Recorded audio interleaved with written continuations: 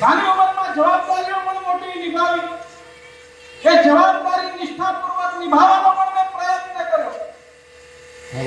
પણ આ 10 વર્ષમાં રાજનીતિ અને સમાજ જીવનના ઉતાર ચઢાવમાં મારા જીવનમાં પણ ઘણા એવા પડાવો આવ્યા કે જેને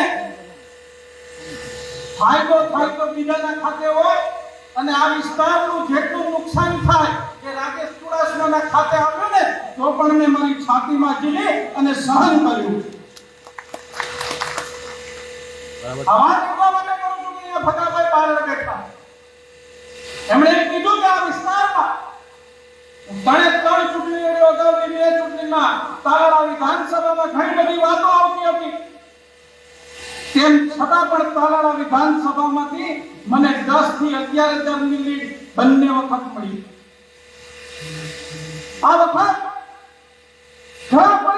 ક્યારેય એ રાજનીતિ કરી નથી અને મારી ઓફિસે કોઈ પણ સમાજનો કર્મચારી આવ્યો હોય એને કોઈ પણ આગેવાનની ભલામણની જરૂર નથી. મારે ઓફિસેથી એમને પત્ર મળી જાય અને એમની બદલી ગીર સોમનાથ જિલ્લામાં થઈ જાય. મારે ફોન કરવાની પણ જરૂર ના પડે. મારા પત્રની તાકાત એટલી છે કે એમને પોતાના વિસ્તારમાં આવવું હોય તો મારા પત્રથી આપી શકે.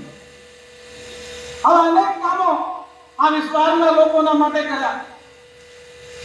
પણ મને જ્યારે ત્રીજી વખત આ વિસ્તારની સેવા કરવાની તક મળી, આ 10 વર્ષમાં તમને જે કોઈ પણ ખાટા ઓટકાર આવ્યા હોય એ એક પણ ખાટો ઓટકાર આવનારા સમયમાં નહીં આવવા દો.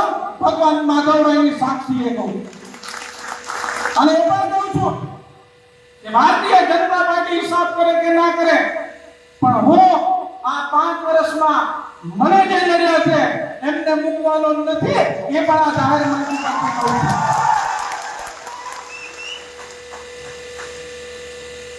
આ 5 વર્ષ આ ગીર સોમનાથ જિલ્લાની રાજનીતિમાં આવનારા સમયમાં આપણે સૌએ સાથે મળી અને ભારતીય જનતા પાર્ટીનો કાર્યકર્તા કે જેમણે 45 ડિગ્રી તાપમાં અનેક સમીકરણોની વચ્ચે અને લોકોની વચ્ચે જાય, પોતાના સમાજની સામે પણ જાય અને જેમણે મારા માટે કામ કર્યું છે એ તમામ કાર્યકર્તાઓનો ફરી એક વખત અને હું આપ સૌનો આભાર માનું છું.